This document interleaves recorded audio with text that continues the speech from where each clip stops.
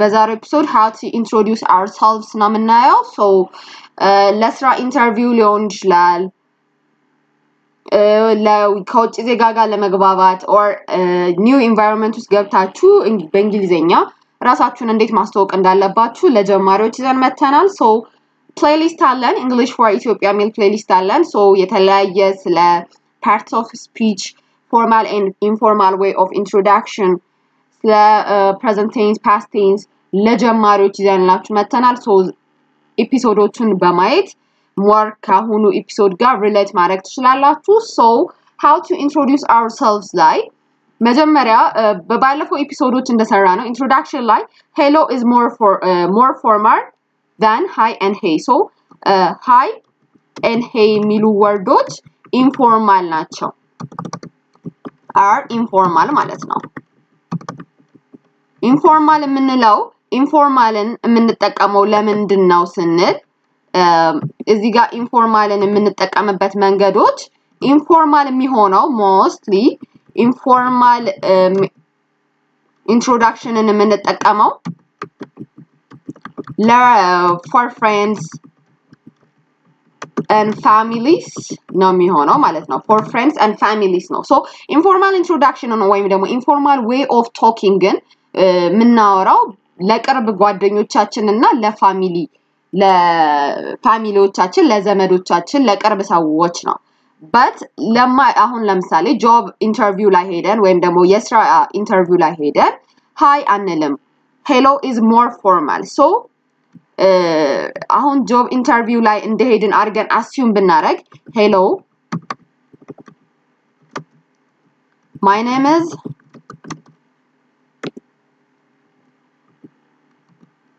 Arunesh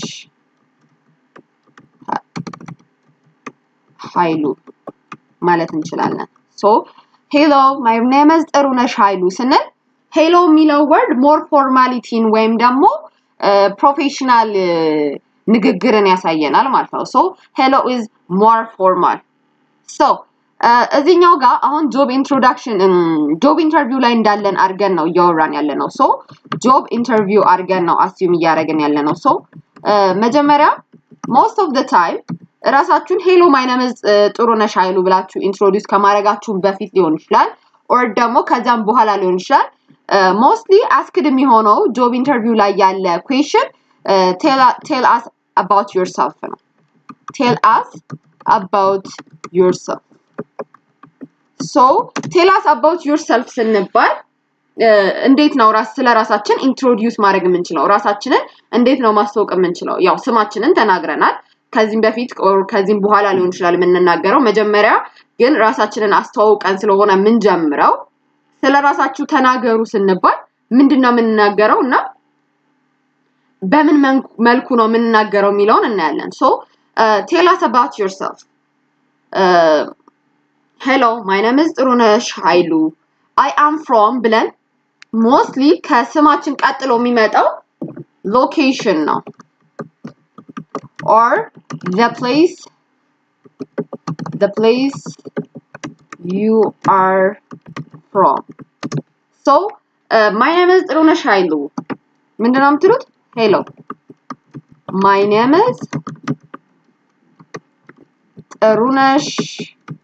ኃይሉ I am from Addis Ababa so mostly ኢትዮጵያ ውስጥ ያለ job interview ከሆነ I'm from Addis Ababa ኢትዮጵያ ወይም ደግሞ አዲስ አበባ ብቻም ሲቲውን መናገር እንችላለን ማለት ነው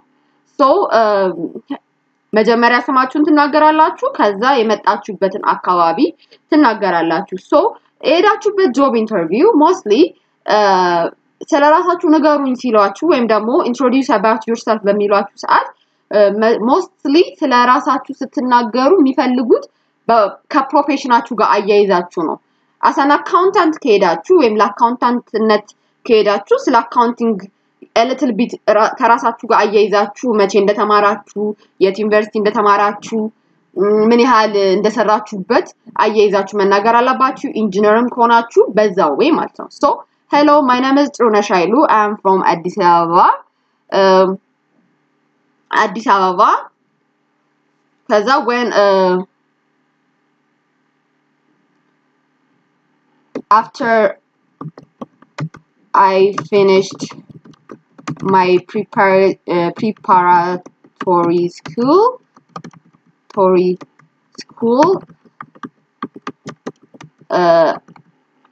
after I finished my preparatory school and got a satisfactory result, I joined Addis Ababa University. AAU Nibelo. After I finished my preparatory school and got a satisfactory result, I joined Addis Ababa University. So after I finished, actually result ራሱ necessary አይደለም ምክንያቱም ካላለፈን obviously ዩኒቨርሲቲ አንገባም አይደለ so after I finished my preparatory school I joined Addis Ababa University ከዛ I chose the department ብለን I chose Department of Accounting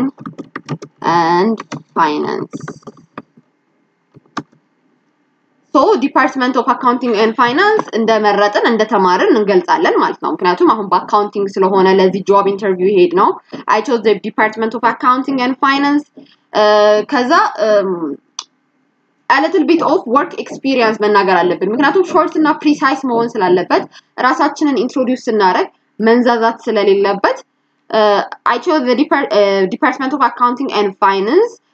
I have worked as a junior accountant. I have worked as a junior accountant at ብለን company name ትገልጹና for 5 years. For 2 years actually junior ሆኖ senior ማይሆን የለም ይሁን ለ5 አመት ሰርቶ so for 2 years ብለን ስለዛ junior accountant እንደነበርን መግለጽ እንችላለን እና ምን አይነት ፕሮፌሽናል ሰርቲፊኬት እንዳገኘን የተለያዩ ለምሳሌ ከአካውንቲንግ ጋር የተያያዙ ፒች3 ሊሆን ይችላል ኩዊክ ቡክ ሊሆን ይችላል ያገኘነው ሰርቲፊኬቶች መግለጽ እንችላለን በዚሁ አጋጣሚ or I have worked as a junior accountant for 2 years as I've been working there I also got a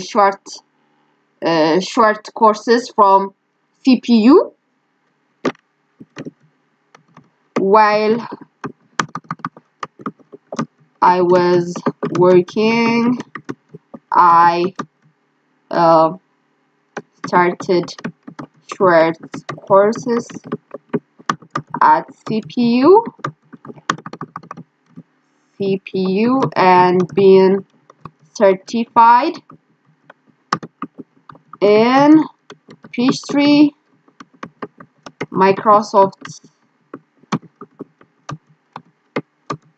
Excel and QuickBook.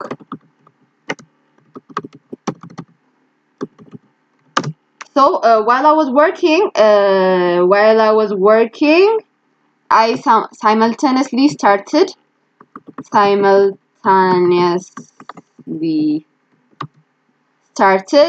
short courses at CPU and being certified in P3 Microsoft Excel and QuickBook. So እዛ እየሰራሁኝ short courses ራሴን ለማሳደግ ራሴን upgrade ለማድረግ in order to upgrade myself ሚለውን መክተት ትችላላችሁ I started short courses at CPU and being certified in P3 Microsoft Excel and QuickBook. So አሁን እዚህ ጋር ስለ ፕሮፌሽናል ምን ያህል ኤክስፒሪየንስ እንዳለን ነገርን ምን ሰርቲፊኬሽናችንን ተናገርን so this is enough like ከዚህ በላይ ካወራን more ሌላም ስፔሲፊክ የሆነ ኩዌሽኖች ሊኖራቸው ይችላል ለምሳሌ በዚህ ስፔሲፊክሊ የሆነ ኩዌሽን ጠይቋችሁ ስለዛ እንድታብራሩ ለተጠየቁ ስለምትችሉ this is enough like ይሄ በቂ ነው ስለራሳችን በመናወራበት ሰዓት ማለት ነው so tell us about yourself ስንል ይሄንና ምንናገረው so ሌላ አሁን ለምሳሌ what is your biggest achievement ይባላላችሁ so what is your biggest achievement በምንባልበት ሰዓት የትኛው ነው በጣም ካሳለፍነው ውስጥ ምን አቺቭ አድርጌያለሁ ብለን እናስባለን አሁን ለምሳሌ my biggest achievement is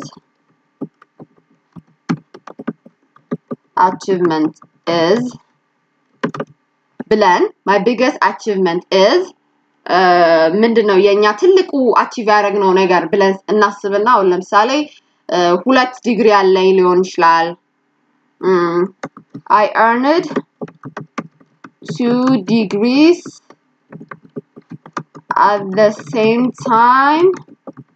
and was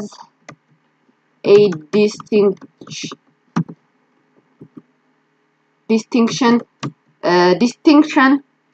student on both. So my biggest achievement is I earned 2 degrees at the same time and was a distinction student on both of them ማለት ይችላል so biggest achievement 2 ዲግሪዎች በተመሳሳይ ሰዓት achieve አድርጌያለሁ or ደግሞ earn አድርጌያለሁ በሁለቱም ዲግሪዎች ደግሞ distinction ተማሪ ነበርኩኝ that means በጣም GPA ወይም ደግሞ ያመጣሁት grade በጣም satisfactory በጣም ከበቂ በላይ ነበር ማለት ነው በጣም distinction ውስጥ የሚያስገባኝ የማዕረግ ተመራቂ የሚያደርገኝ ነበር ብለን እንገልጻለን ማለት ነው so ራሳችንን introduce በመናረግበት ሰዓት ብዙ ጊዜ የምናየው ወይም ደግሞ ስህተት የምናየው short እና precise እንዲሆን ይፈልጋል ማለትም መንዛዛቱ ወይም ደግሞ እኔ የተወለድኩት እዚህ ነበር ብዙ ስቶሪ ቴል ባረግን ቁጥር እዛ ጋር ያለንም ታይም ለምሳሌ ላንድ ጆብ ኢንተርቪው የሚሰጣቸው 15 ደቂቃ ከሆነ ያንን ሰዓታችን እየገደልን እንመጣለን በተጨማሪም ደግሞ አሰልቺም ሊሆን ይችላል so short እና precise መሆኑ advantageous ነው ማለት ነው so በተቻለ መጠን ከሌላውም ሰው ጋር ራሳችንን introduce በመናረግ ሰዓት ለምሳሌ እንደ ፕሮፌሽናችንን ስንናገር ባጭር መልኩ ነው መናገር ያለብን ማለት ነው so ለዛሬ እዚህ ጋር ይበቃናል next episode ላይ ለተለያዩ ጉዳዮች self introduce ስናረግ self introduction እንዴት እንደሚሆን እንዲዘንላችሁ መጣለን ለቻናላችን አዲስ ሆናችሁ